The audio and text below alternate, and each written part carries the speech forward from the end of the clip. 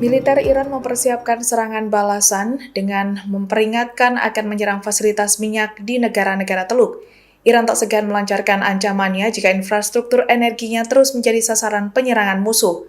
Iran mengancam akan menyerang fasilitas minyak di negara-negara tetangga setelah Israel. Serangan IDF ke sejumlah fasilitas energi di Teheran memicu kekhawatiran terhadap stabilitas ekonomi global dan lonjakan harga minyak dunia. Dilansir dari The Guardian pada Senin 9 Maret, ketegangan semakin meningkat. Juru bicara Garda Revolusi Iran atau IRGC mengatakan Iran akan membalas jika serangan terhadap infrastruktur energinya terus meningkat. Media pemerintah mengutip pernyataan juru bicara IRGC yang menuduh Amerika Serikat dan Israel menargetkan warga sipil dan fasilitas bahan bakar.